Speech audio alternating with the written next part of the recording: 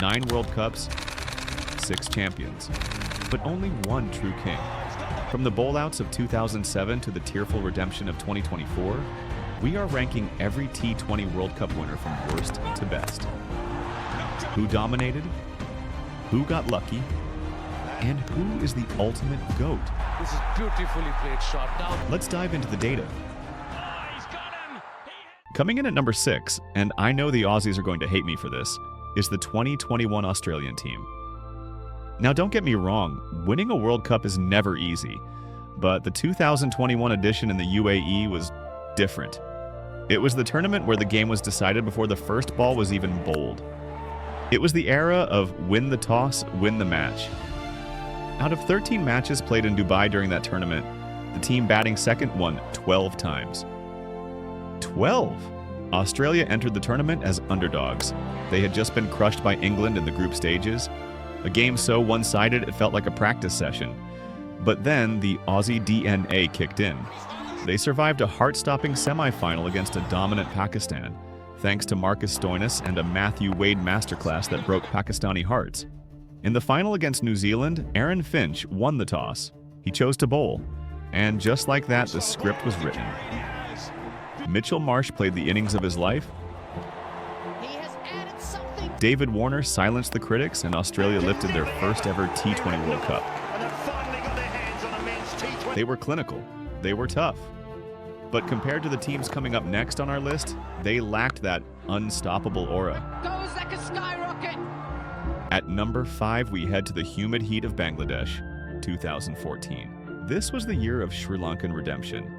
After losing the 2009 and 2012 finals, Sri Lanka was a team possessed. They didn't have the biggest hitters, they didn't have the fastest bowlers. What they had was tactical superiority. This team was a nightmare to play against in the death overs. With Lasith Malinga and Nuwan Kulasakara, they turned the final 5 overs into a graveyard for batsmen. Their biggest victim? The king himself, Virat Kohli.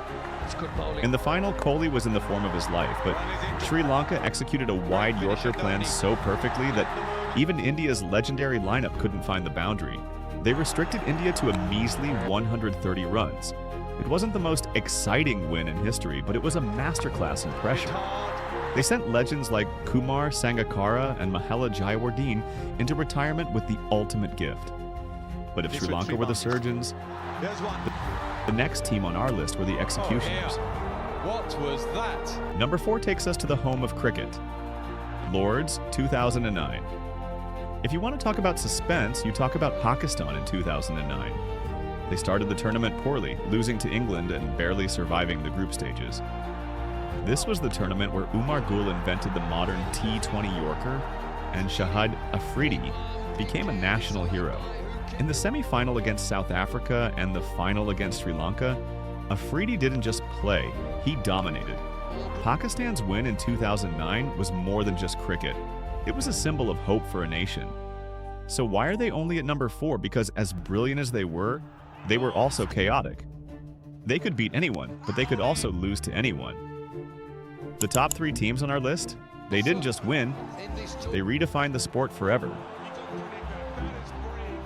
Entering the top 3, we meet the only team that didn't just play T20 cricket, they owned it, the West Indies. They are the only team on this list to win 2 titles in just 4 years, and they did it with a style that the world had never seen. In 2012, they walked into Sri Lanka's backyard and took the trophy. But it's 2016 that defines their legacy. Kolkata, the Eden Gardens. Final over. 19 runs needed. The world thought England had it. Then Carlos Brathwaite did the impossible. 4 balls, 4 sixes. Ian Bishop's voice screaming, "Remember the name." Remember the name! They were a team of superstars. Gale, Russell, Bravo, Sammy. They didn't care about strike rotation or building an innings. They just hit the ball harder than anyone else.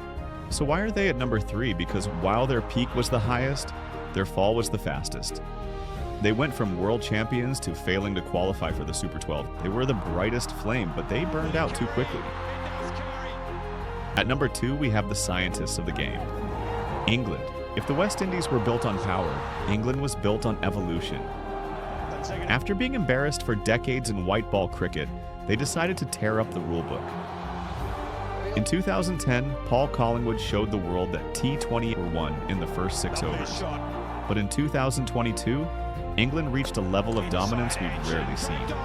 They became the first men's team in history to hold the ODI World Cup and the T20 World Cup at the same time. Their 10-wicket thrashing of India in the semi-final was a statement. They had depth that went down to number 11. They had pace, they had spin, and they had Joss Buttler, a captain who led with a cold, calculated fury. England changed how T20 cricket is played globally. They are the benchmark for the modern game. But there is still one team that stands above them. One team that has the history, the drama, and the most recent glory. That's in the air. Clears long on. Number 1, the team that started the fire in 2007 and extinguished the drought in 2024. India. Why are they number 1? Because India's relationship with the T20 World Cup isn't just about cricket, it's about destiny. In 2007, a young team with a new captain named M.S. Dhoni went to South Africa with zero expectations. They beat Pakistan in a bowl-out, and they won a final that stopped the heart of 1 billion people. The 2024 win was the most dominant campaign in history. Unbeaten, they defended 119 against Pakistan. They survived a 30-off-30 ball nightmare against South Africa in the final. When Rohit Sharma planted the Indian flag into the soil of Barbados, it wasn't just a win, it was the completion of a circle. From the birth of the format to the mastery of the modern game, India has the most wins, the most legendary moments. India is the greatest T20 World Cup team of all time. So, there it is. From the luck of the 2021 Aussies to the dominance of the 2024 men in blue. Do you agree, or did I disrespect your team? If you think the 2016 West Indies or the 2022 England side should be number 1, tell me why in the comments. I'm reading all of them. And don't forget to subscribe to FactOver for the next deep dive into the records that define this game. Well, that's why mid-off's back.